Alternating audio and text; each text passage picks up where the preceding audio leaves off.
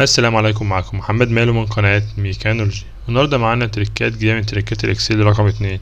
احنا عندنا جدول زي ده، قالك القيمة اللي طالعة ضرب ده في ده وجمعناهم طلع 5150، فناخد الرقم ده كوبي.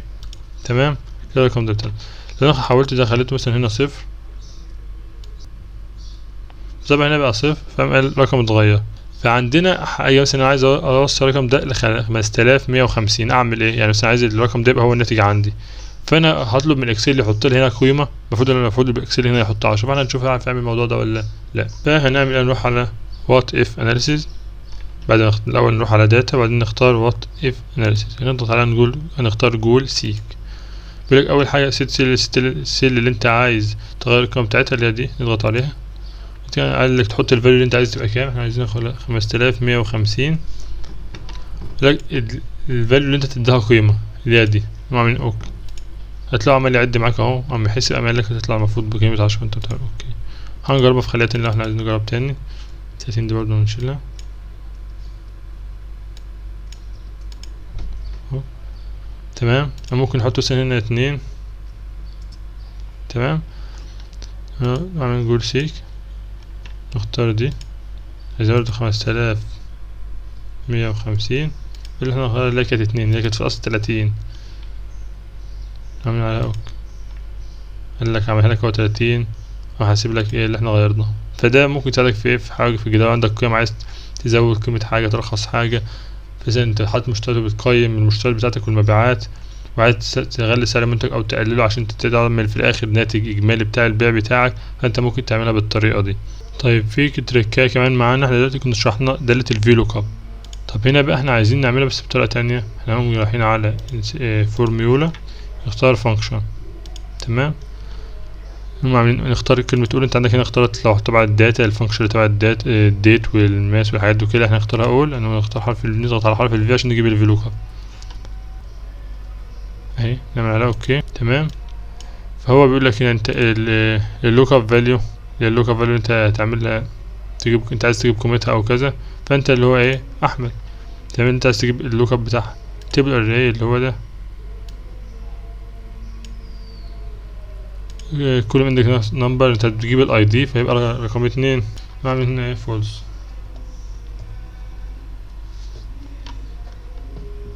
تعمل اوكي، طلع 540. احنا سحبنا دي كده هيطلع 587. دي بتاعت علي، هتلاقي عليها اهو 587.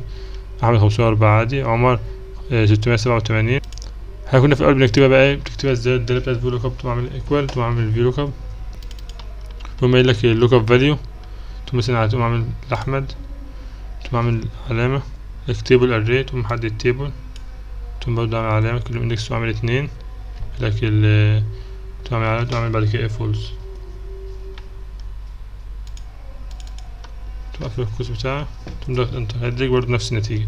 فانت ممكن تعملها من فانكشن او تعملها بالطريقة دي. في تركاية كمان معانا بسيطة، لو انا مثلا عملت سكرين بدل ضغط على ويندوز شيفت اس، قمت اخد سكرين مثلا الجزء ده وعايز اضيف هنا، هعمل بقوم رايح على انسيرت، ممكن اعملها كنترول في، اتضافت عندي كده على طول. عملت كنترول في اتضافت عندي، وانا عايز اشيلها ممكن اعمل على انسيرت، قوم رايح على ستيشن، قوم رايح على سكرين شوت، اخر جالك اخر سكرين انت كنت اخدها. برضه من الحاجات اللي احنا كنت شرحناها قبل كده، لو انت عايز عندك دالتين زي بعض كده مضروبين في بعض، وانت عايز تعرف المعادلة بتاعتك من غير ما تضغط عليها، تروح على فورميولا، تضغط على شو فورميولا، بيعملك بينزلك كل، بيحولك الضرب ده ناتج الضرب، لا بيحولك لمعادلات، بيجيلك الاصل اي معادلة عندك في الشيت بيحولك الى معادلات.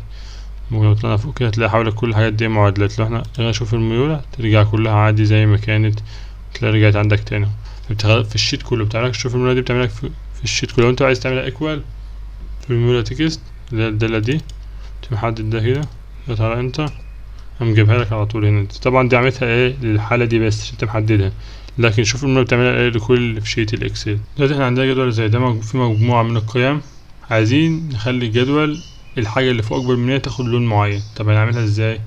انت عندك الجدول زي ده بتحدده، تقوم رايح على هوم، تختار conditional formatting، تختار new rule.